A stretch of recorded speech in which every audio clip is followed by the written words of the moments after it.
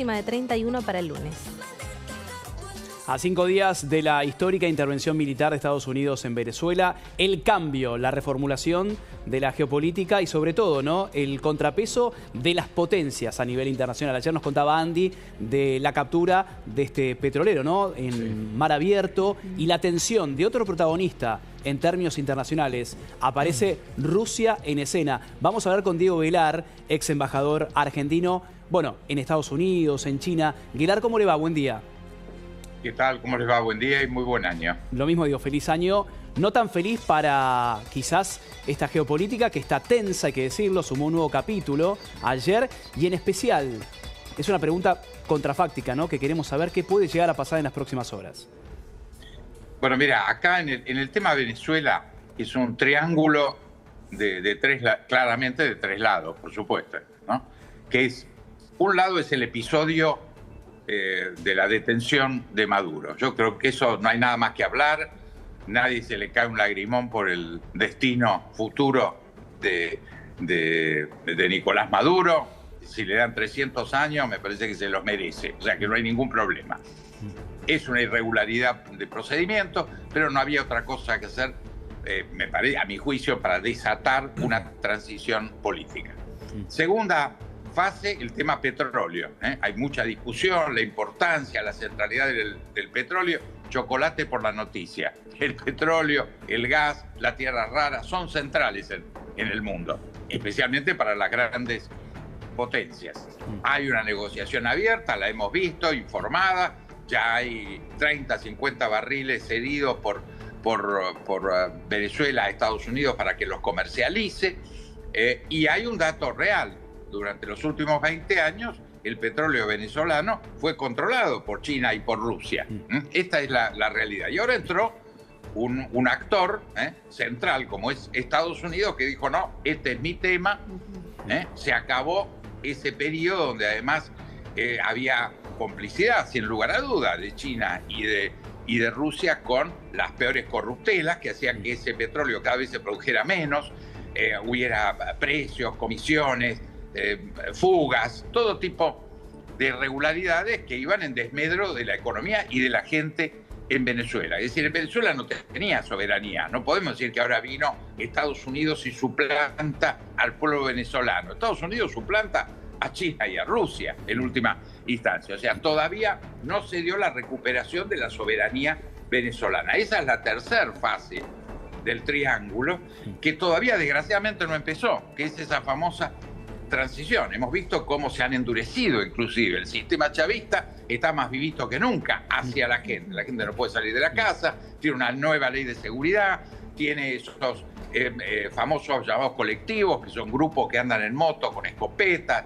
metiéndole miedo a la gente. Entonces la transición todavía no comenzó. Esta es la fase central, que es cuando empieza la transición, donde aparece en la agenda, por ejemplo, a mi juicio, punto número uno, la liberación de los presos políticos, que tiene dos aspectos. Uno, la humanitaria, que es devolver a 1000 personas aproximadamente que están retenidas ilegalmente por delitos de opinión, no por haber cometido delitos de sangre o de violencia, sino por delitos de opinión, y que vuelvan a su familia. Pero la segunda contenido de este gesto de liberar a los presos políticos es la señal del no miedo hacia la gente, o sea, que la gente sienta que puede opinar, salir, manifestarse sin peligro que lo detenga. Y confiar en el sistema, básicamente. Exacto. Esta es la señal que dice empezó la transición. Después, por supuesto, la derogación de las leyes especiales de represión, la recuperación de la libertad de prensa. Se cerraron 400 medios, no hay prensa libre.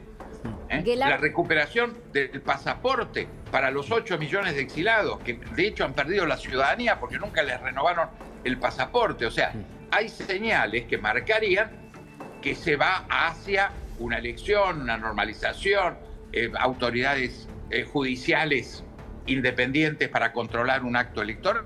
Es decir, hay 1000 medidas que pueden llevar un tiempo, una transición No se puede hacer muchas veces en una semana, por supuesto que no. Claro.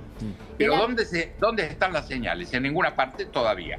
¿Cómo le va? Carola lo saluda. Vuelvo al tema del petróleo puntualmente. Trump dijo se va a vender a precio de mercado y todas las ganancias de estos 50 millones de barriles de petróleo van a volver a Venezuela. ¿Esto va a pasar realmente? Bueno, esperemos que pase. Al menos existe el anuncio. Claro. Pero indudablemente con China había puesto 65 mil millones de dólares desde Chávez.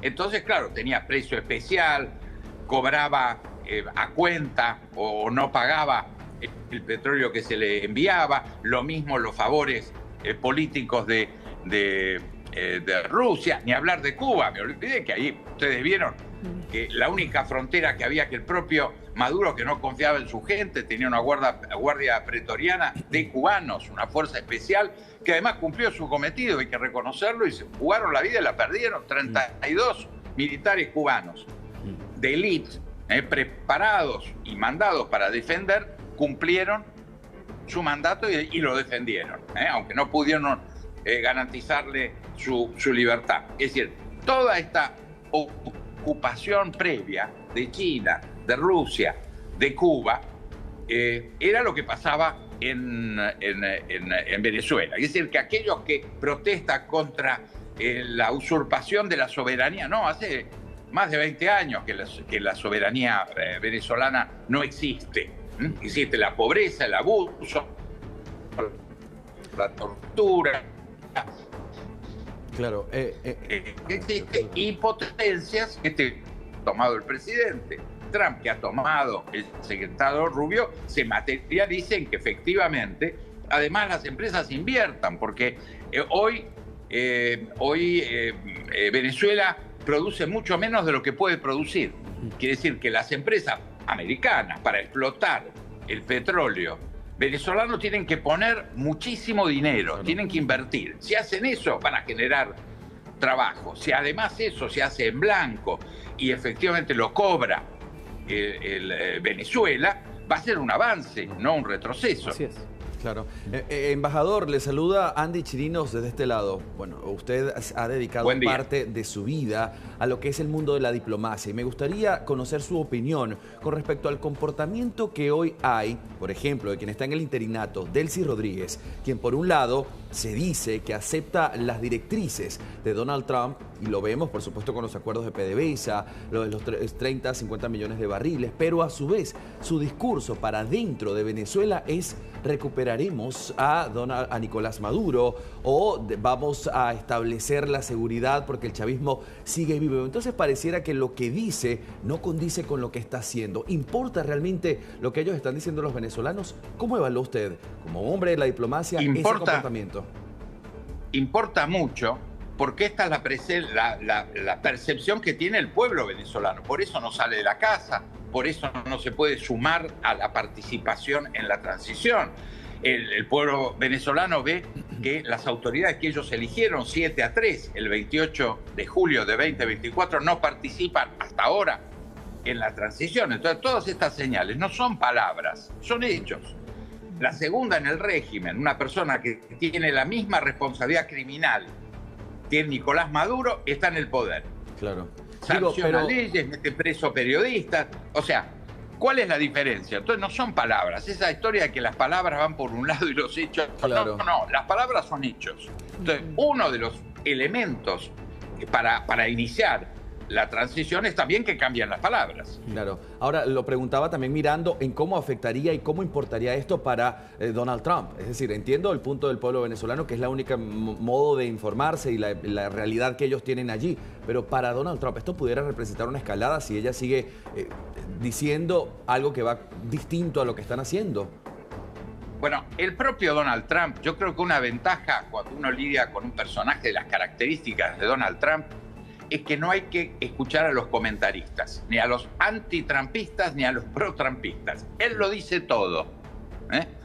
Es un pozo de sabiduría o una cloaca, como uno lo quiere interpretar, pero lo dice. Y él que ha dicho: a mí lo que me importa es el petróleo. Claro.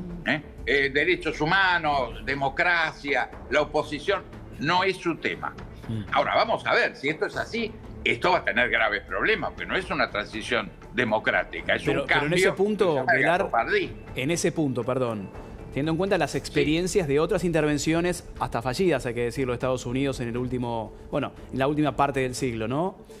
¿Por qué esta transición podría ser positiva en el plan de 3 etapas que presentara ayer ante el Congreso Marco Rubio? ¿Por qué esta vez sí y antes no? Bueno, esto solamente lo va a marcar el resultado. Hoy, insisto, las señales es que no hay señales de transición política. Por eso, ¿cuáles son las señales que deberían acompañar? No esperar a no sabemos cuántos años, que tendrían que estar acompañando. Anulación de las leyes represivas, liberación de los presos políticos, recuperación de la libertad de prensa. Esos datos, y ustedes ven que están los periodistas en la frontera, no pueden entrar los periodistas extranjeros. O sea, ¿de qué transición política estamos hablando? Entonces no tenemos que hablar como pregunta qué va a ocurrir. Tiene que ocurrir. Estas son las señales que la comunidad internacional tiene que destacar. Por eso esto que ustedes me preguntan, yo lo destaco. Nosotros vivimos en prensa libre. Entonces, como yo no estoy condicionado ni por Trump ni por Delcy Rodríguez y las condiciones represivas de Venezuela, puedo decir transparentemente esto. Se lo agradezco, por supuesto, a La Nación Más, que en expresión de la libertad de prensa que existe en Argentina podemos hablar de estas cosas. Creo que esto se tiene que reproducir en todo el mundo y ser el acompañamiento de la transición si funciona. Recordemos que en la Argentina, después del desmoronamiento del gobierno militar, recordémoslo, por una intervención militar extranjera, la OTAN e Inglaterra, que derrotaron a la dictadura militar. Lo digo con vergüenza, lo siento mucho, porque además afecta algo tan querido como Malvinas, pero esto ocurrió con una cantidad de muertos muy importante de soldados argentinos. Pero después hubo una transición de 1 año de general Viñones. Tardó 1 año esa transición, no 1 semana o 2 semanas. Pero finalmente se materializó, tuvimos elecciones en octubre del 83 y en diciembre asumió ¿quién? Raúl Alfonsín, el único político que no había acompañado el proceso de Malvinas. Yo siempre digo que hay un paralelismo entre Raúl Alfonsín y María Corina Machado. Yo estoy convencido que María Corina es una enorme política, logró algo inédito en casi 30 años, que es un gran consenso interno, y estoy seguro que va a ser la presidenta de Venezuela elegida por el 80% de la gente. Hay un periodo de transición. Ahora, tiene que ir marchando la transición, tiene que haber datos con gestos que avalen que esto no es solamente una cuestión petrolera, aunque el petróleo es muy importante. Yo no discuto la importancia del petróleo porque el petróleo no es de izquierda ni de derecha, por eso le interesa a Irán, a China, a Rusia, a Cuba y también a Estados Unidos. Hoy manoteo de Estados Unidos, entonces ejerce su hegemonía. Dice, no, señora, este tema es mío. Hoy esto ¿puede traducirse en beneficio? Sí, lo que dijo el presidente Trump es que esto va a redundar en beneficio de Venezuela. Veremos, pero esto recién empezó. Pero ya vimos que hay 11 barcos de Chevron que fueron a buscar el petróleo. O sea, en esto hay señales. Lo del petróleo está marchando. Lo de Maduro está marchando en Nueva York. Lo que todavía no está marchando es la transición democrática. Que va a llevar tiempo y esperemos que llegue esa luz de esperanza para los venezolanos, que es lo más importante. Pero ese tiempo requiere acciones, una cantidad de acciones que tienen que ocurrir hoy. Ahora, la primera, la liberación de los presos políticos. En el momento que eso ocurra, podemos decir, se inició la transición, gracias a Estados Unidos, porque habilitó algo que no podría haber ocurrido sin esta intervención americana, pero no ocurre. Entonces hay que destacar que esto todavía no está ocurriendo. Guelar, como siempre, palabra autorizada. Muchísimas gracias. Un placer escucharlo. Gracias a ustedes y muy buen año. Abrazo grande. Feliz año. Y hablaba en una de las respuestas contundentes, ¿no? Guelar, de la prohibición, el pánico, el temor y la amenaza latente en la frontera Colombia-Venezuela para el periodismo libre, el que ejercemos en la Argentina y que Nacho Damonte quizás no puede ejercer pasando ese puente. Nacho, buen día.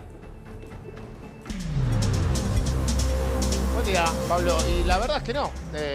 Lo que más quisiéramos nosotros, Pablo, es poder estar del otro lado, ¿no? Poder venir a hacer el trabajo por el que nos convocó La Nación Más, a mí, a todos los colegas que están detrás, también comenzando la mañana informativa. Mañana informativa que comenzó con la liberación de un periodista colombiano y un periodista mexicano, 2 colegas que, bueno, uno puede estar, por supuesto, muy contento por la liberación, pero la verdad es que hay que marcar algo. no hicieron las cosas bien. Se hicieron pasar por turistas, ingresaron por el puente de Tiendita, Ureña, que es una localidad en Venezuela, con Cúcuta. Ingresaron por allí, se hicieron pasar por turistas, que iban a ver familiares y a conocer parte del país. Pasaron y al poco tiempo ya cuando comenzaron a cruzarse con retenes, fueron detenidos. Al ser detenidos se les quitaron todos los elementos de trabajo, comenzaron a investigárselos constantemente, les revisaban los archivos, las fotos, los mensajes, y además también los metieron en un calabozo muy pequeño, en donde estaban ellos dos nada más, y había 5 policías constantemente dentro del calabozo. Los amenazaban, por lo que dice el periodista colombiano, no les pusieron un dedo encima, sino que más que nada fue tortura psicológica, ¿no? Constantemente diciéndoles que el régimen se los iba a hacer pagar, etcétera, etcétera, y que iban a pasar un buen tiempo tras las rejas. Estuvieron 17 horas incomunicados, Pablo. Claro. Imagínate lo que es para las familias de estos periodistas que no sabían nada acerca de ellos durante prácticamente un día entero. Finalmente los liberaron, mucha presión en redes sociales, entendemos que hubo algún tipo de interferencia, mejor dicho, algún tipo de ayuda del gobierno colombiano de Petro, sobre todo con el periodista colombiano, para que pueda ser liberado. Eso llevó también a que el periodista mexicano, bueno, pueda finalmente dejar Venezuela. Volvieron caminando, les devolvieron sus pasaportes y les prohibieron el ingreso a Venezuela por 10 años, ¿sí?